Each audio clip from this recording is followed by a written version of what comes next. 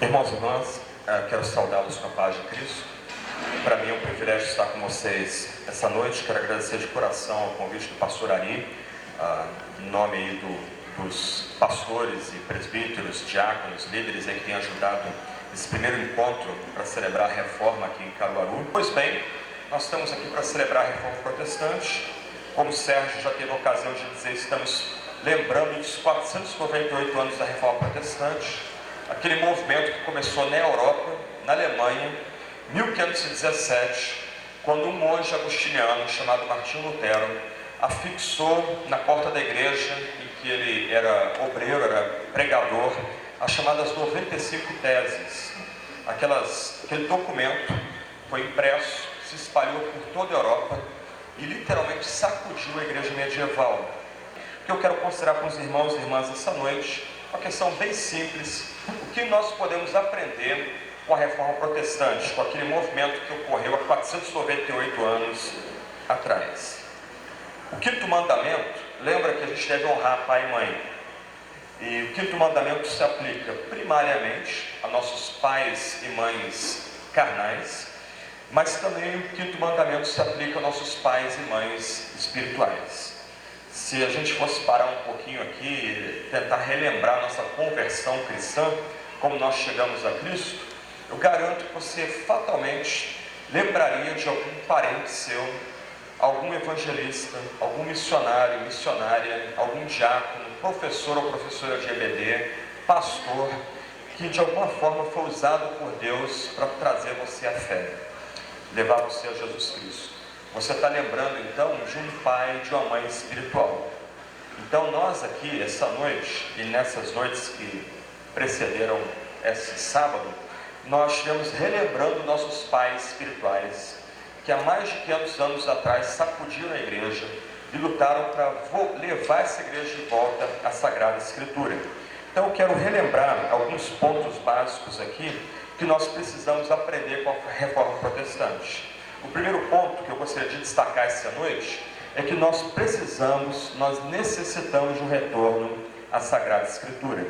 Igreja reformada é igreja centrada na Palavra de Deus. Uma igreja que quer honrar a reforma é uma igreja que prioriza a Sagrada Escritura, que aponta a Sagrada Escritura como única Palavra de Deus. Quando a gente pensa na reforma protestante, 500 anos atrás, Europa, qual era o estado da igreja às vésperas da reforma? O que levou os reformadores a priorizar a Sagrada Escritura, traduzir a Sagrada Escritura para o francês, para o alemão, para o espanhol, também para o português, como nós temos a Sagrada Escritura hoje? Em 1302, um Papa escreveu uma bula, e nessa bula, nesse documento, ele disse mais ou menos o seguinte: todo o poder espiritual e temporal pertence a São Pedro e aos sucessores dele, os papas.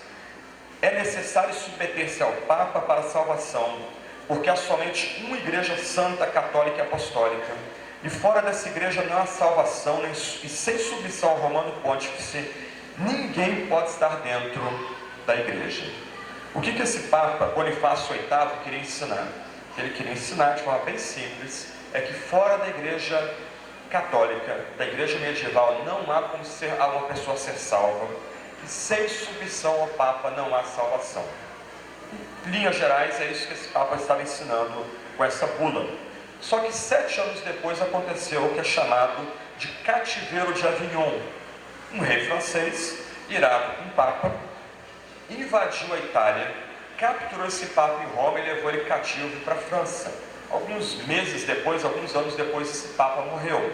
Mas presta atenção, se esse Papa é de fato o vigário de Cristo na Terra, se esse Papa é o elo entre Cristo e a igreja, e fora da igreja na salvação, como esse Papa de forma tão rápida pode ter capturado um rei francês e ter sido capturado por um rei francês?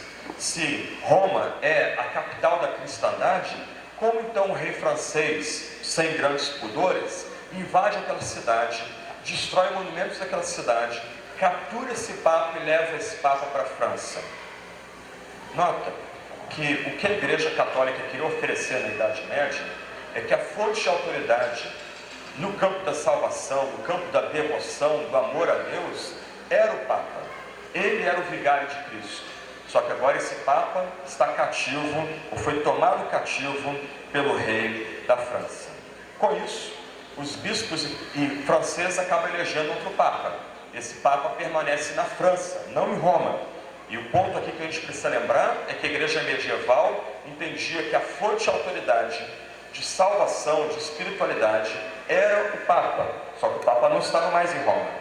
E ele vai ficar mais ou menos 70 anos, por assim dizer, governando a igreja da França.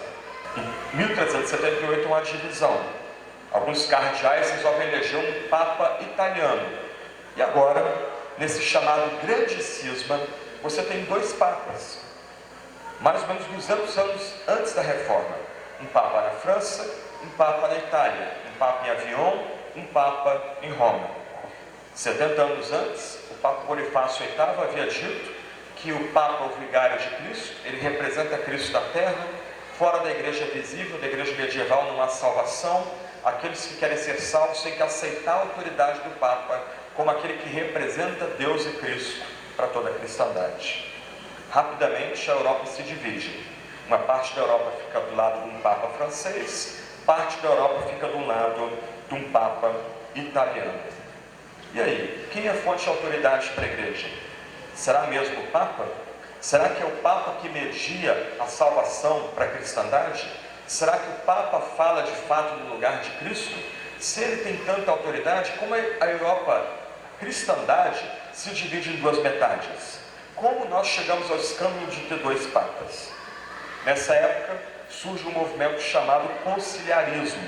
A ideia desse movimento é que os concílios, reuniões de bispos e cardeais, têm mais autoridade do que o Papa, porque são eles que determinam quem será o Papa da igreja. Esses cardeais se reúnem e, num tipo de acordo, elegem um outro Papa. Só que eles combinaram mal, os dois outros Papas não renunciaram, e agora você tem 3 Papas da cristandade. E aí? Qual é a fonte de autoridade da igreja? Quem media Deus para a igreja? O Papa? Ok, mas se é o Papa, se ele é de fato o vigário de Cristo na terra, como nós tivemos 2 Papas, a cristandade medida e agora temos 3 Papas. Se os bispos e cardeais reunidos em conselho que determinam quem será o Papa, será que os cardeais e bispos e os conselhos não têm mais autoridade então do que os Papas? Só que um concílio reunido para tentar remediar a situação acaba matando um dos melhores filhos da igreja. Ao mesmo tempo que a igreja está nessa confusão toda, uma briga por poder dentro da igreja, um homem chamado Jan Hus, um tcheco, ele começa a traduzir a Bíblia para a língua tcheca, ele começa a pregar no idioma que todas as pessoas entendem, não mais em latim. Ele agora começa a oferecer não só o pão, mas o cálice para a comunidade dele em Praga, na capital da República Tcheca, e rapidamente isso começa a gerar problemas para a cristandade. As pessoas veem a pregação da palavra no idioma que todo mundo entende, oferecer o cálice da comunhão para todo o povo como um risco para a igreja. Esse homem é convocado para esse concílio, o concílio de Constança. Ele ganha o salvo-conduto. É dito que o que se quer averiguar nesse concílio é o ensino dele, mas ele não vai ser tocado. Só quando ele entra em Constança, o salvo-conduto é revogado. Ele agora se vê diante de um tribunal. Os bispos e cardeais ali reunidos exigem que Hus renuncie seu ensino. Ele não renuncia seu ensino. Ele é queimado na fogueira. Enquanto ele é queimado, ele ora: ó Cristo, filho de Davi, tem misericórdia de mim, pecador. 3 papas, um deles deve ser o vigário de Cristo, a gente não sabe qual. Do outro lado, o concílio tenta dar um jeito na situação, consertar a situação, mas ao mesmo tempo esse concílio mata um reformador da igreja, manda queimar na estaca um homem que quer tentar trazer a igreja de volta para a Sagrada Escritura. E aí? Olha a crise em que a igreja é lançada. Do outro lado, em meio a tudo isso, os papas que vão se suceder obviamente, dá-se um jeito ali no concílio, o concílio acaba com o cisma e a igreja volta a ter um único papa, mas aqueles que vêm na sequência são papas interessados em arte, em guerras. Vários desses papas têm amantes, vários papas têm filhos, indicam seus filhos com 5, 7, 8 anos para serem bispos e cardeais. Por outro lado, os nobres, também o clero, começam a ficar cada vez mais ricos. O povo, a grande maioria das pessoas, cada vez mais pobres. Num sistema em que se paga para ser salvo, eu vou voltar a esse ponto daqui a pouco, você paga para ganhar um tipo de papel dizendo que você teve seus pecados perdoados, esse dinheiro vai para onde?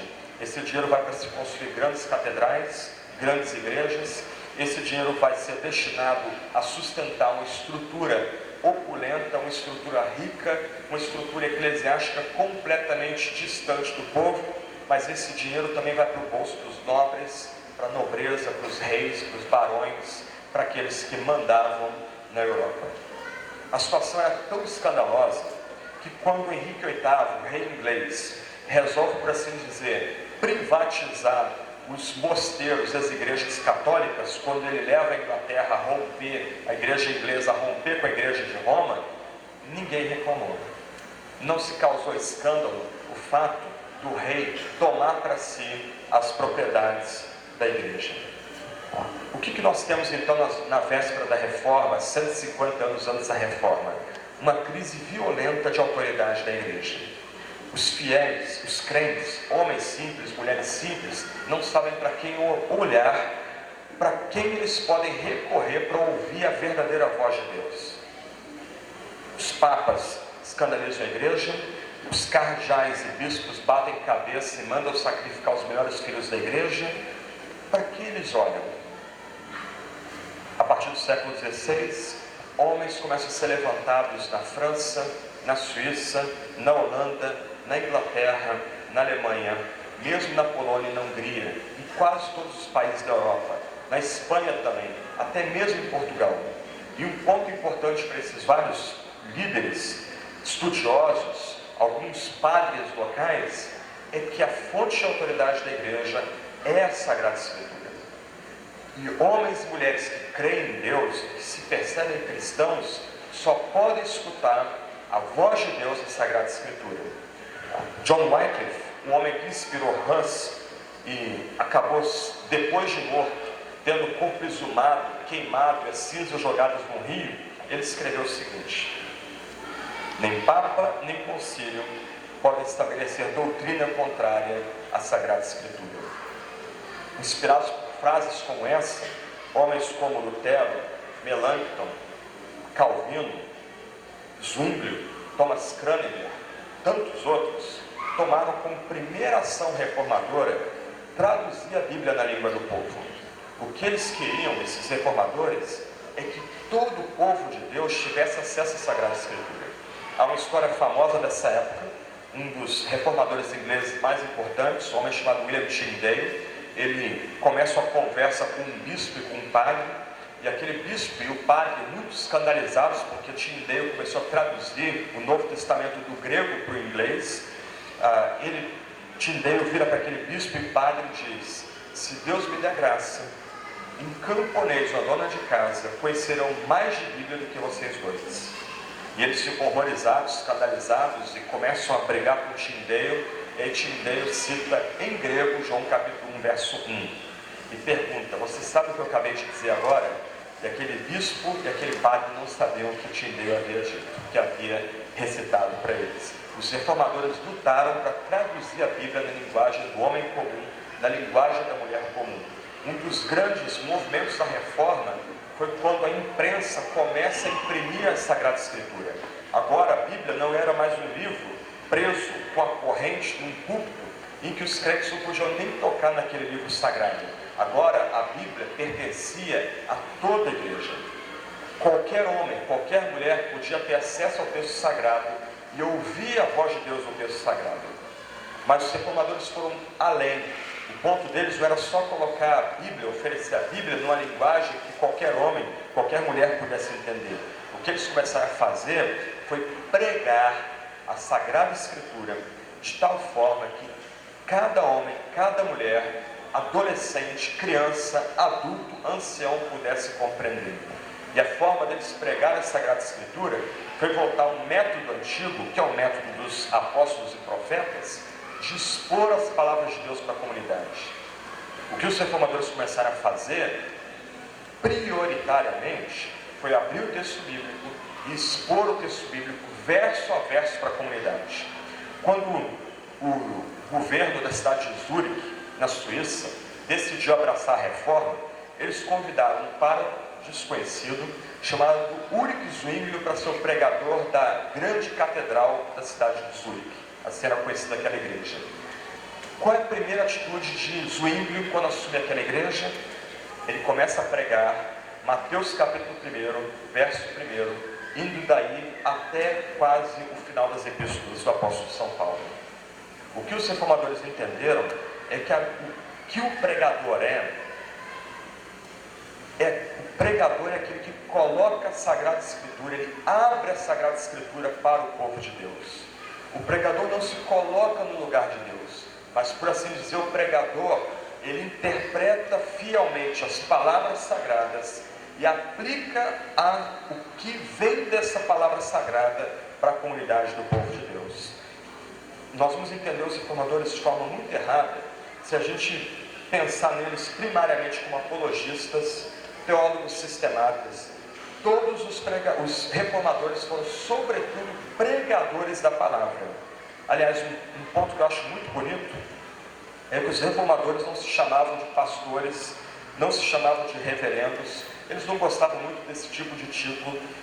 Quando eles iam colocar o nome deles no papel, eles não botavam nada antes do nome deles.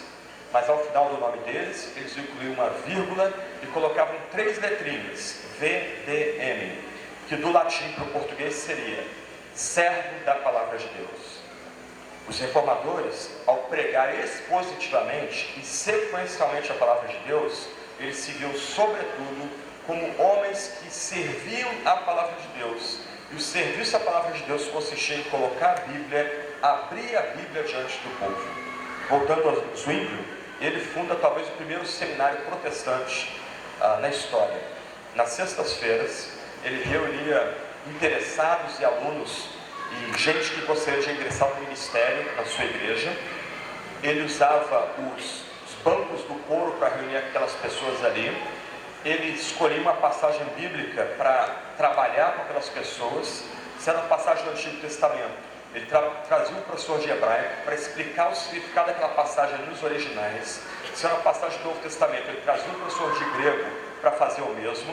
Depois ele ajudava aqueles alunos a organizar o texto bíblico, de tal forma que aquele texto pudesse ser pregado em comunidades rurais no domingo, e ajudava aqueles alunos a aplicar, fazer aplicações fiéis ao texto bíblico, em ligação com o texto bíblico. No domingo, aquelas pessoas pregavam aquela mensagem em capelas rurais, em capelas em fazendas, em cidades menores ligadas ao cantão do Zurique. Assim começa o primeiro seminário teológico protestante, mais ou menos 1525. Qual é o ponto aqui? A ênfase na Sagrada Escritura como a única palavra de Deus que a gente deve escutar. Não há outra palavra de Deus, não há outra forma, aliás, de encontrar Deus. Você não encontra Deus no vento, você não encontra Deus no sol, você não encontra Deus no monte, somente na Sagrada Escritura, fielmente pregada, fielmente interpretada, que Deus é encontrado. Então, por meio da pregação da Sagrada Escritura, por meio da tradução da Sagrada Escritura, os reformadores ofereceram a Bíblia para o povo. Um outro ponto importante aqui é que os reformadores insistiram que os crentes lessem a Bíblia sequencialmente. Isso é algo que nós perdemos. Gastar tempo lendo a Bíblia de Gênesis e Apocalipse. Eu estou bastante tempo na igreja, eu brinco que eu fui nascido e criado dentro da igreja evangélica, e eu lembro com saudade de um tempo onde pastores, diretores de escola dominical, eles exortavam a igreja, instruíam a igreja a ler toda a Bíblia durante o ano. Essa foi a ênfase da reforma. Se nós queremos ouvir a Deus, se nós queremos aprender de Deus, se nós queremos caminhar com Deus, isso passa por meio da leitura sequencial da Sagrada Escritura. Alguns pontos para a gente pensar aqui. Nós precisamos reaprender a pregar como os reformadores. Púlpito não é lugar para nós contarmos histórias engraçadas, entretermos pessoas. Púlpito é um lugar sagrado onde nós oferecemos a voz de Deus mediada pela Sagrada Escritura para homens e mulheres. Para mim é um milagre, domingo após domingo, pessoas virem a nossa igreja. A gente aprende algumas vezes em aula de homilética que você tem que começar o sermão com uma história engraçada ou destacar uma manchete do dia. Irmãos e irmãs, por que pessoas continuam vindo domingo após domingo às nossas igrejas? Elas vêm para ouvir uma direção, elas vêm para receber conforto, consolo. E de onde vem direção, conforto, consolo? Correção da Sagrada Escritura. Então, de uma forma muito bonita, a gente não precisa gastar tempo entretendo essas pessoas. O que a gente precisa fazer é abrir a Sagrada Escritura e oferecer o que Deus tem para falar por meio da Sagrada Escritura no poder do Espírito Santo. Então precisamos reaprender a pregar como os reformadores. Nós precisamos reaprender a levar os nossos membros das nossas igrejas, a reler a Bíblia, a reaprender a ler a Bíblia com toda a sua beleza. Nós, pregadores, pastores, presbíteros, diáconos, a gente vai errar muito feio se a gente presumir que os membros da nossa comunidade já sabem ler a Bíblia. Nós precisamos aprender os membros da comunidade, ou ensinar, melhor dizendo, os membros da comunidade a reler a Sagrada Escritura, a saborear a Sagrada Escritura. Irmãos e irmãs, esse texto é a palavra de amor de Deus para nós. Um Deus que nos ama, como já foi reafirmado aqui, Ele pula o abismo e vem a nós nos dá uma carta de amor. Se esse texto é a palavra de amor de Deus para nós, se esse texto é de fato ouro depurado, mais doce do que o mel, trigo para nos alimentar, nós temos que devorar esse texto. E pastores devem ser criativos para levar a igreja a reaprender o sabor da Sagrada Escritura. Nós precisamos reaprender a ensinar a Sagrada Escritura na igreja também. Nós temos nossas escolas dominicais, mas quantas vezes a escola dominical é chata, professores chegam de forma mal preparada ali para tentar ensinar uma lição. Nós precisamos levar a igreja a redescobrir a beleza da escola dominical. Monta uma classe de visão panorâmica da Bíblia, 2 anos, a cada 2 domingos um livro bíblico, tema, esboço, versículos bíblicos principais. Leve os membros daquela classe a tentar memorizar 1 ou 2 versículos por livro bíblico. Dê uma visão do conjunto da Sagrada Escritura. Mostra como cada livro está ligado a outro livro. Um ano com o Antigo Testamento, um ano com o Novo Testamento. Use materiais visuais. Há bons desenhos bíblicos, há bons filmes bíblicos que podem levar a igreja a ter gosto, ter prazer em aprender mais a Sagrada Escritura. Aqui na livraria você tem inclusive gibis. Você tem a série Mangá, são 4, 5 revistas desenhadas com um tipo de desenho japonês que os adolescentes gostam. Você pode usar esse material para levar os adolescentes, os juniores, a serem espertos para a beleza, para a riqueza da Bíblia. Se você começa a folhear depois do mangá, você começa a ver que nota de rodapé deles são textos bíblicos. A ideia do desenhista, do autor, é mostrar que cada página tem conexão com o texto bíblico.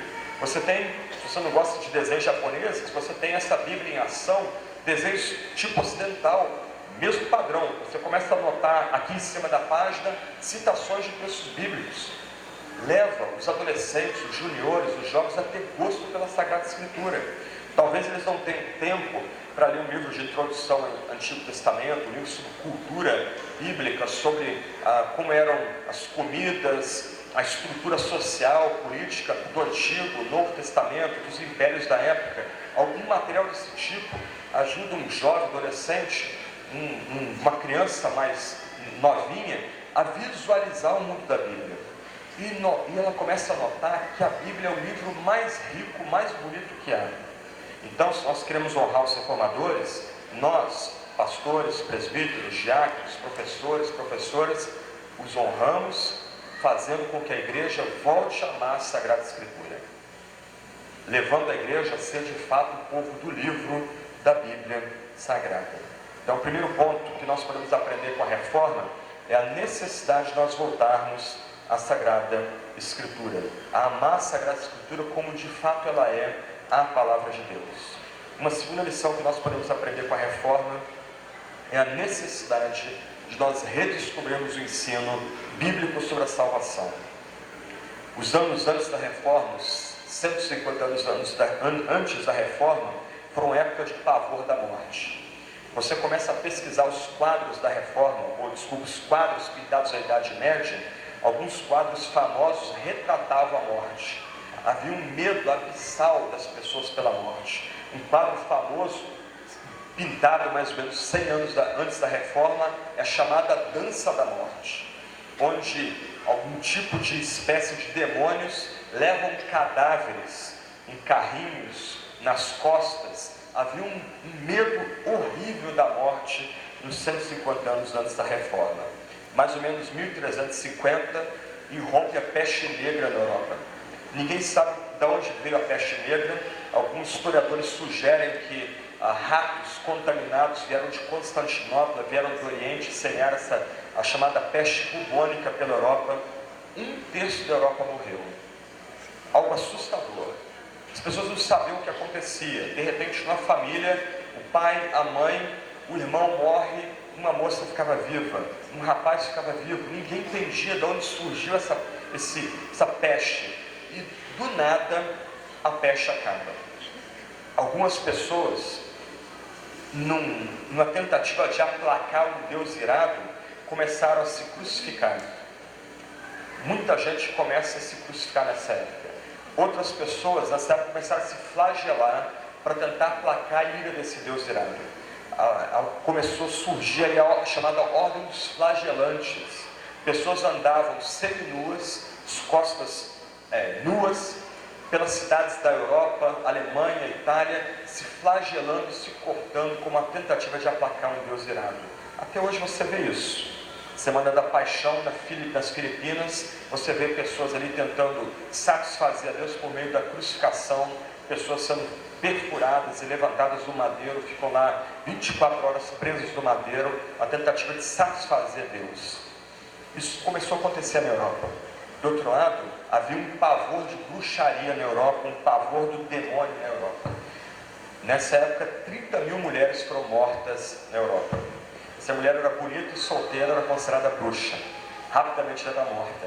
Havia um pavor imenso quanto à questão de demônios, questão do diabo, e mulheres foram as piores vítimas nessa época aí, 150 anos antes da Reforma. Havia um pavor de que um Deus juiz, um Deus irado, se voltou contra a Europa, estava lançando a Europa num terror de morte e de perseguição contra os mais fracos. Do outro lado, a Igreja Católica tentou pastoralmente lidar com esse pavor da morte. Criou-se uma série de etapas pelas quais o fiel podia tentar chegar a ter paz, penitência, prática da confissão e etc. e tal. Olha que um catecismo medieval dizia, um padre tentaria usar esse catecismo medieval para tentar levar a paz para os fiéis naquela época. Uma série de perguntas. Você questionou o poder e a bondade de Deus ao perder um jogo? Você resmungou contra Deus por causa do mau tempo, doença, pobreza, a morte de uma criança ou de um amigo? Vestiu-se de uma maneira orgulhosa, cantou e dançou sensualmente, cometeu adultério, flertou com mulheres, ou trocou olhares adulterinos na igreja, ou enquanto passeava no domingo? Você é uma mulher que abortou artificialmente uma criança, ou matou uma criança recém-nascida e não batizada? Abortou por excesso de trabalho, diversão, atividade sexual? Roubou peregrinos do caminho para Roma? Pensou em cometer adultério, sodomia, incesto? Cadê a palavra da graça aqui? Não há. Uma série de perguntas que tornavam gente aflita, gente que tinha pavor da morte, mais aflito ainda. Não há um caminho de escape aqui. A igreja começou a oferecer nessa época uma visão altamente elaborada de sacramentos: batismo, crisma, confissão, penitência, casamento ou ordem, extrema-unção. Mas você acha que essa estrutura altamente elaborada, que tentava mediar graça com o povo, satisfazia aqueles anseios mais íntimos de homens, mulheres e pecadores? De forma nenhuma. As pessoas só se sentiam mais culpadas, as pessoas só tinham mais medo ainda da morte. E a igreja, para tentar construir a Basílica de São Pedro em Roma, começa a distribuir indulgências. A ideia é que, comprando um pedaço de papel assinado por um bispo ou um cardeal, todos os pecados daquela pessoa eram perdoados, e inclusive a pessoa podia ter a segurança, por assim dizer, de que uma pessoa que foi ao purgatório poderia sair daquele purgatório e ir para o céu. Havia até uma musiquinha. A musiquinha dizia mais ou menos assim: assim que uma moeda no fundo do cofre cai, a alma do purgatório para o céu vai. Quem conhece a série evangélica, não se iluda que daqui a pouco alguém está cantando uma música como essa também. Esse era o ambiente da reforma, as vésperas da reforma protestante do século XVI.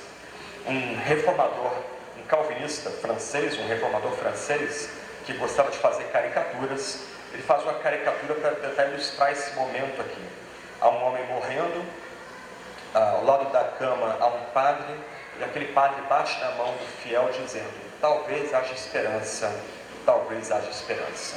Sacramentos, indulgência, o tipo de catecismo que levava as pessoas a se sentirem até mais miseráveis do que eram, não conseguia dar paz, não conseguia dar um senso de perdão, de completude para aqueles homens e mulheres da Idade Média. O que os reformadores ofereceram então? A partir da ênfase de que a Bíblia é a única fonte da autoridade da igreja, a partir da pregação da Sagrada Escritura, os reformadores começaram a oferecer somente Cristo, somente a graça, somente a fé para homens e mulheres em toda a Europa. O ponto daqueles reformadores era o seguinte: nós nascemos em pecado, nós somos gestados em pecado, nós herdamos o pecado de Adão, nós herdamos a condenação de Adão, posto que todos morremos. Nós não precisamos provar a doutrina do pecado original, porque nós já nascemos em pecado, desde cedo somos pau torto. Nós temos aqui um problema que a gente não tem como resolver. De um lado, nós sabemos que sem derramamento de sangue não há remissão de pecado. Do outro lado, nós não temos como oferecer para Deus um sacrifício que satisfaça a Deus. Deus é eterno, Deus é incriado, Deus é imortal. Nós somos pó, nós somos passageiros. Como Lutero, com seu jeito bruto, disse: nós somos miseráveis sacos de pó e vermes. Como a gente pode satisfazer tal Deus? Como a gente pode aplacar a ira eterna desse Deus, já que somos nascidos e criados em pecado? Mas graciosamente Deus envia o Filho do seu amor para morrer por pecadores. Cristo, Deus homem, é enviado para morrer por pecadores. E o que Cristo faz no Calvário? Cristo compra pecadores com o seu próprio sangue. Cristo tira pecadores do maldito mercado de escravidão ao pecado por seu próprio sangue. Cristo reconcilia pecadores com Deus. Cristo satisfaz a ira eterna de Deus de tal forma que aquele que era contra nós passa a ser por nós. Cristo expia eficazmente nosso pecado. Em outras palavras, os reformadores, por meio da pregação da Sagrada Escritura, ofereceram somente Cristo crucificado para as suas comunidades. Somente Cristo crucificado tem poder de nos reconectar com Deus. E como a gente é reconectado com Deus por meio de Cristo? Pela fé somente. Como Lutero diz, a gente não faz nada, Deus e Cristo fez tudo. O único órgão ativo no homem e na mulher pecador é o ouvido. O nosso único trabalho é ouvir a palavra de Cristo, e ela suscita fé em nossos corações. E o que vem ser fé? Fé é confiança. Fé é obedecer a palavra de Deus que exige da gente salvação, exige da gente a entrega a Cristo. A fé, na verdade, é estender mãos vazias na direção do crucificado Jesus Cristo. Em outras palavras, quando a gente chama homens e mulheres para crerem em Jesus, o que a gente está pedindo é que esses homens e mulheres reconheçam que eles não têm nada para barganhar com Deus e Cristo. Tudo que eles precisam foi feito por Cristo no Calvário. Então a fé não é uma obra humana. A fé não é algo pelo qual a gente deva se orgulhar. A fé é o reconhecimento que tudo que nós temos agora, como novos homens, novas mulheres, foi dado por Cristo, ou foi alcançado por Cristo no Calvário. Em última instância, para os reformadores, o que dá paz para um homem ou para uma mulher diante da morte, o que dá segurança para o homem ou para a mulher ao enfrentar a morte, é cruz, cruz e cruz, nada mais. E a cruz lembra que Deus fez tudo que nós precisávamos para sermos reconciliados com Ele no Calvário, na morte de Cristo no madeiro. Os reformadores então ofereceram Cristo, graça e fé. Se nós queremos honrar a reforma protestante, a gente precisa voltar a oferecer Cristo, graça e fé em nossas comunidades. O centro da mensagem cristã é o próprio Cristo. O Evangelho, essa boa nova, essa boa notícia, é que Cristo morreu pelos nossos pecados, segundo a Escritura. Ele foi sepultado e ao terceiro dia Ele ressuscitou dentre os mortos, segundo a Escritura. Isso é Evangelho. Nós não precisamos comprar isso. O Evangelho não é barganhado, o Evangelho não é trocado, o Evangelho é dado por meio da Sagrada Escritura a todo homem e toda mulher. E aquele que crê nessa mensagem, os piores pecadores que confiam nessa mensagem, dizer, eles erguidos e agora tratados como filhos e filhas amados, novos homens, novas mulheres em Cristo Jesus. Nós queremos, de fato, honrar a herança da reforma. Cristo tem que ser oferecido da pregação, Cristo tem que ser oferecido do batismo, Cristo tem que ser oferecido da ceia. E quando nós temos comunhão, Cristo tem que estar entre nós também. E assim a gente honra a reforma. Terceiro e último ponto, o que a gente pode aprender da reforma hoje? A gente pode aprender com a reforma um novo modelo de vida cristã. Antes da reforma, como é que as pessoas viviam vida cristã? Elas pensavam vida cristã em dois níveis. Você tem o clero e você tem os leigos. Literalmente uma escadinha. Aqueles que servem a Deus no clero, eles estão mais próximos de Deus, eles têm uma vida santa, eles são chamados a viver exclusivamente para Deus. Aqueles que são chamados a viver como leigos, devem suportar o seu chamado, devem caminhar suportando o seu chamado. É daí, gente, que vem aquela divisão que ensina na tradição católica que o ensino, ou melhor, o trabalho intelectual tem mais valor do que o trabalho braçal. Isso entrou, está presente no nosso DNA católico aqui no Brasil. Nós olhamos com admiração aquele que estuda, mas nós muitas vezes subestimamos ou olhamos com desprezo aquele que trabalha no campo, aquele que faz trabalho braçal. Mas isso vem de onde? Vem lá da Idade Média. Essa noção de escala de valores, aqueles que servem ao ministério são mais santos, aqueles que aram o campo têm um trabalho inferior, a dona de casa tem um trabalho inferior ao missionário. Toda essa escala de valores vem da Idade Média, não é bíblica, não é reformada.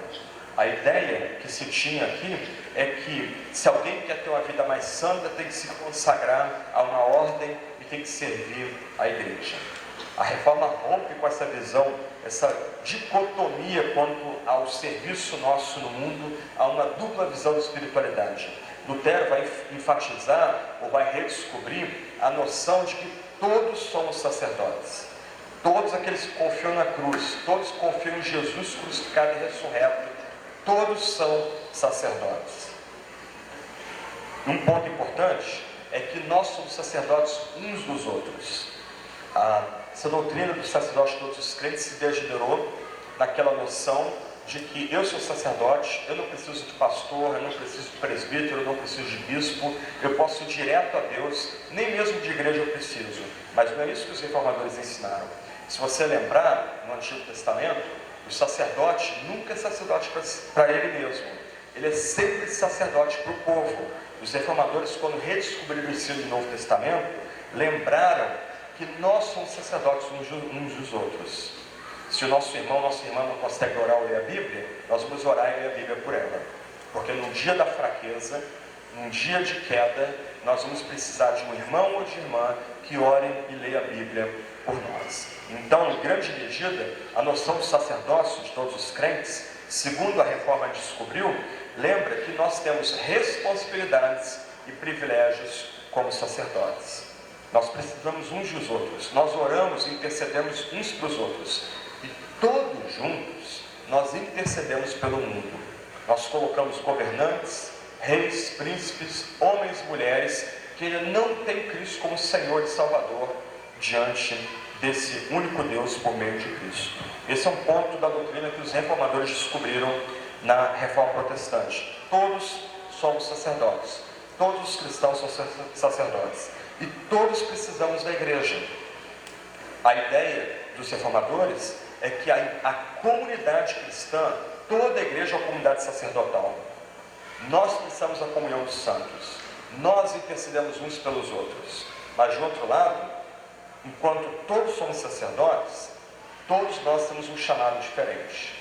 Alguns foram chamados para serem pastores, outros professores, outros advogados, algumas donas de casa e por aí vai.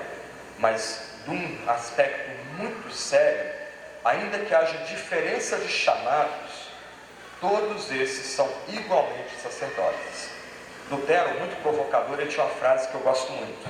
Ele diz o seguinte: uma dona de casa que varra a sua casa para a glória de Deus, um marceneiro que construa uma cadeira para a glória de Deus, agrada a Deus muito mais do que um monge que passa todo o tempo no mosteiro se empanturrando de comida e se bebedando de cerveja.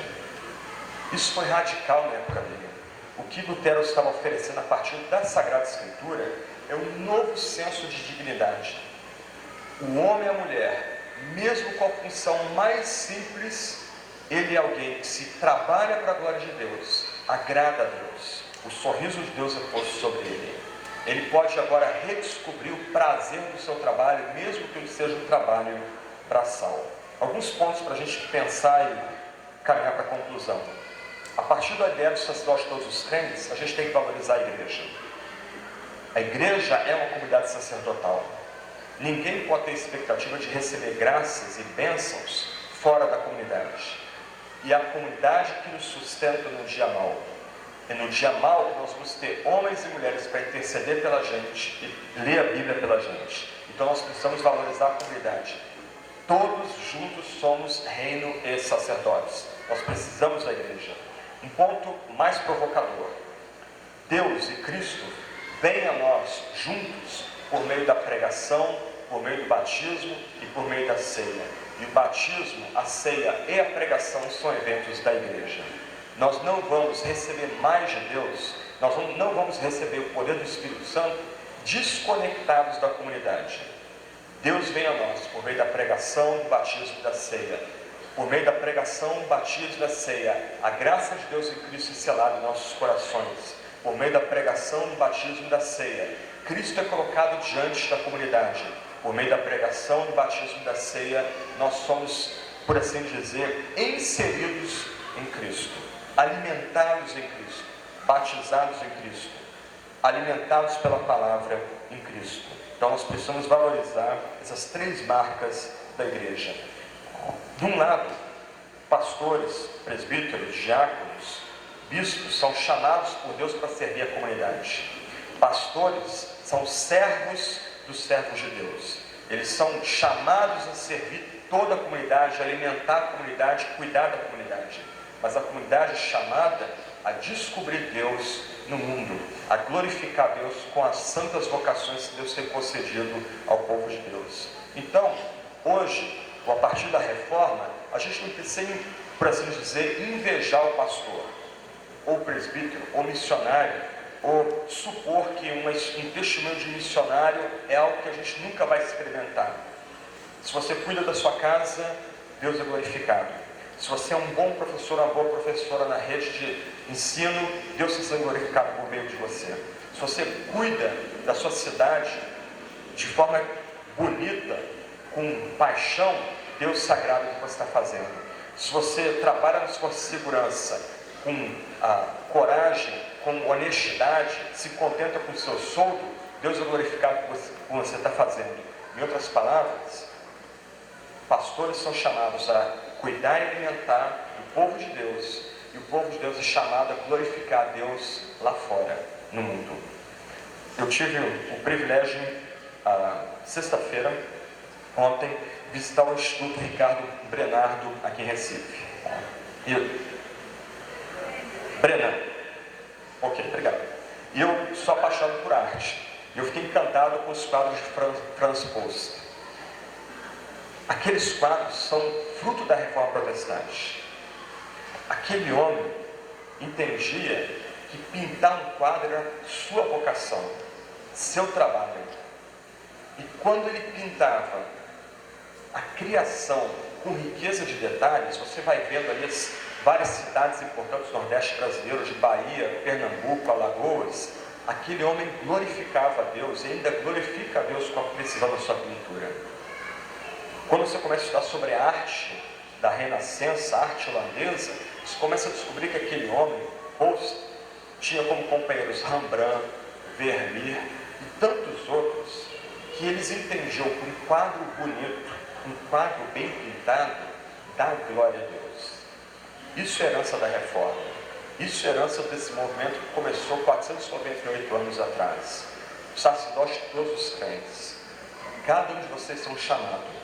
Onde Deus tem colocado você no mundo? Você tem glorificado a Deus? Você tem trabalhado duro ali para que Deus seja glorificado? Estudantes, o seu estudo é seu trabalho. Quanto mais você aprende no ensino médio fundamental, mais você vai ser capacitado a glorificar Deus no mundo. Encare o seu aprendizado como parte do sacerdócio que Deus tem chamado você a desempenhar. Quando nós cuidamos bem de nossas esposas, quando nós amamos nossas esposas ao ponto de estarmos prontos a dar nossa vida por elas, nós estamos honrando a Deus com o nosso chamado para constituir família. Por causa do amor dos maridos, prontos a dar sua vida pelas esposas, as esposas entregam sua vontade aos maridos. Dessa forma, elas também glorificam a Deus no seu chamado para constituir família.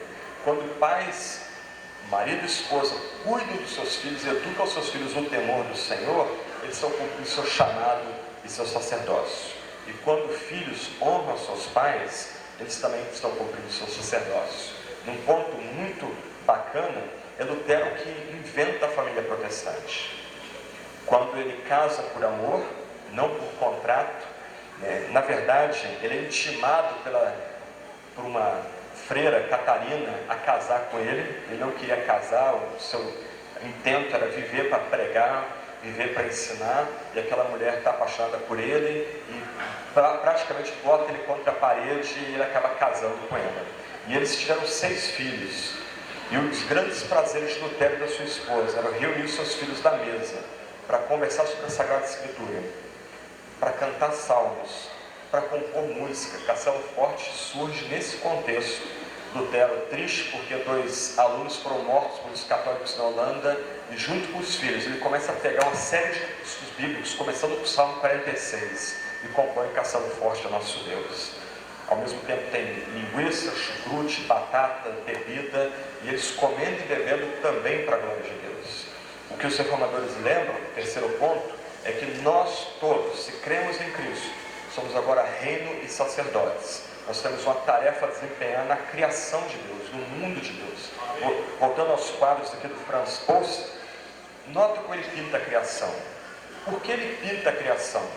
Porque ele tem prazer em descrever no quadro dele mata, floresta, detalhes de casa. Algo que me chamou a atenção ontem, igrejas. Volta e meia ele pinta igrejas, porque ele sabe que a criação foi feita originalmente boa por um Deus Todo-Poderoso. E nós somos chamados agora a ter alegria com a criação e retratar essa criação também por meio de quadros. Que Deus nos ajude a honrar os reformadores. E a melhor forma de honrar os reformadores é destacar a Sagrada Escritura como única fonte de autoridade que a igreja deve ouvir.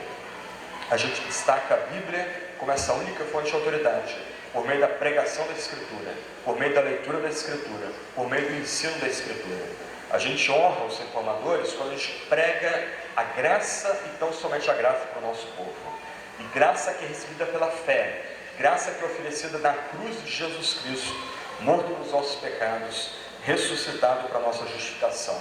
E a gente honra os reformadores quando a gente desempenha o nosso sacerdócio no mundo, seja na igreja, como pregadores, professores, missionárias, diáconos, seja no mundo, como donas de casa, marceneiros, pedreiros, advogados, médicos, soldados, policiais, pais, mães, filhos, marido, esposa. Quando nós honramos a Deus lá fora, nós estamos honrando também a tradição da reforma.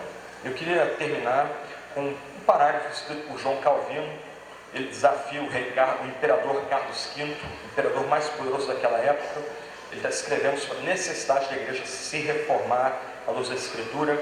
Olha o que ele diz para aquele imperador: a reforma da igreja é obra de Deus, e tão independente de esperanças e opiniões humanas quanto a ressurreição dos mortos ou qualquer milagre dessa espécie. Portanto, no que tange a possibilidade de fazer algo em favor dela, não se pode ficar esperando pela boa vontade das pessoas ou pela alteração das circunstâncias da época, mas é preciso irromper por entre o desespero. Deus quer que o seu evangelho seja pregado. Vamos obedecer esse mandamento, vamos para ele onde ele nos chama. O sucesso não é da nossa conta. Que Deus nos dê graça, que Deus nos dê do seu Espírito, para que a gente pregue a palavra, coloque a palavra diante do povo de Deus, como única fonte de autoridade que a gente deve escutar. Que Deus nos dê graça para pregar a cruz de Cristo, a graça que vem de Cristo, recebida pela fé somente. E que Deus nos ajude a sermos sacerdotes no mundo, também na igreja. Vamos orar, depois o pastor Ari está com a palavra. Senhor Deus, Tu és o único Deus vivo e verdadeiro. Tu és o único Deus, Pai, Filho e Espírito Santo. Não existe outro como o Senhor. Tu que és cheio de graça, glória, misericórdia, santidade e soberania. Ó Deus, nós nos prostramos diante da Tua face. Nós nos quebrantamos diante do Senhor. Tu és Deus. Nós somos criatura. Nós somos Teus filhos por adoção. Senhor, Tu nos chamaste por pura graça. Tu nos ajudaste por obra do Teu Espírito. Então nós imploramos, ajuda-nos a honrar essa grande tradição. Ajuda-nos, ó Deus, a amar a Tua palavra, a meditar na Tua palavra, a ler a Tua palavra, a pregar a Tua palavra, ensinar a Sagrada Escritura. Ó Deus, Tu vens a nós apenas nessa palavra. Ajuda-nos a valorizá-la e a amá-la com a Tua palavra. Ó Deus, dá Tua graça e Teu Espírito para pregoarmos Jesus Cristo, para colocarmos diante de homens e mulheres o Cristo crucificado, morto em nosso lugar e em nosso favor. Por meio dele que nós temos o perdão dos pecados, é por meio dele que somos reconciliados com o Senhor, é por meio dele que somos redimidos dos nossos pecados, nossa escravidão. Ó Deus, ajuda-nos a pregar, a ensinar, a amar a Jesus Cristo sobre tudo e sobre todos. Ajuda-nos, ó Deus, por obra e graça do Teu Espírito Santo, a vivermos na igreja e no mundo, de tal forma que o Senhor seja glorificado.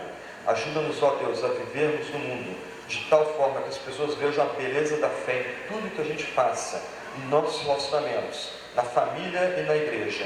Por meio de Cristo que nós oramos. Amém.